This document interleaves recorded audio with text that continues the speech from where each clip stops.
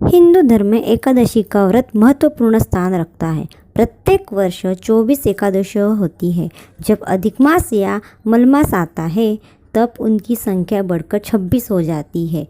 ज्येष्ठ मास की शुक्ल पक्ष की एकादशी को निर्जला एकादशी कहते हैं।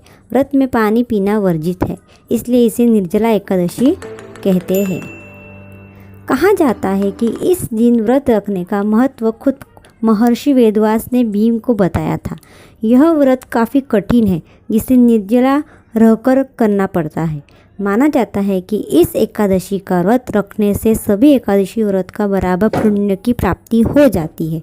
इसे पांडव एकादशी, भीमसेनी एकादशी या फिर भीम एकादशी भी कहा जाता है। चलो अभी हम कथा आरंभ करते हैं।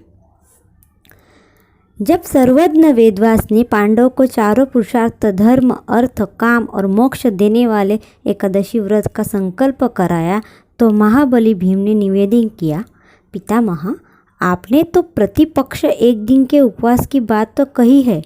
मैं तो एक दिन क्या, एक समय भी भोजन बगैर नहीं रह सकता। मेरे पेट में वक्र नाम की जो अग्नि है, उसे शांत रखने के लिए मुझे कई लोगों के बराबर कई बार भोजन करना पड़ता है।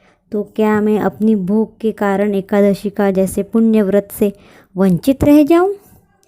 पितामह ने भीम की समस्या का निदान करते और उनका मनोबल बढ़ाते हुए कहा, नहीं कुंती नंदन, धर्म की यही तो विशेषता है कि वह सबको धारण ही नहीं करता, सबके योग्य साधन, व्रत, नियमों की बड़ी सहज और लचीली व्यवस्था भी उपलब्ध करवा देता है।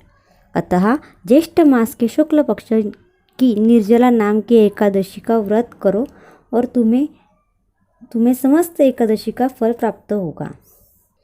निसंदेह तुम इस लोक में सुख, यश और प्राप्तव्य प्राप्त कर मोक्ष लाभ प्राप्त करोगे। इतने आश्वासन पर तो वक्रधर भीमसेन भी एकादशी का विधिवत व्रत करने का सम्मत हो गए। इसीलिए वर्ष भर एकादशी का पुण्य लाभ देने वाली इस श्रेष्ठ निर्जला एकादशी को लोग पांडव एकादशी या भीमसेन एकादशी भी कहा जाता है। इस दिन जो स्वयं निर्जल रहकर ब्राह्मण को, जरूरतमंद को, व्यक्ति को शुद्ध पानी से भरा घड़ा इस मंत्र के साथ दान करते हैं। यह पहली कथा समाप्त होती है। Thank you for watching. मिलते हैं दूसरी कथा के लिए नेक्स्ट एपिसोड में।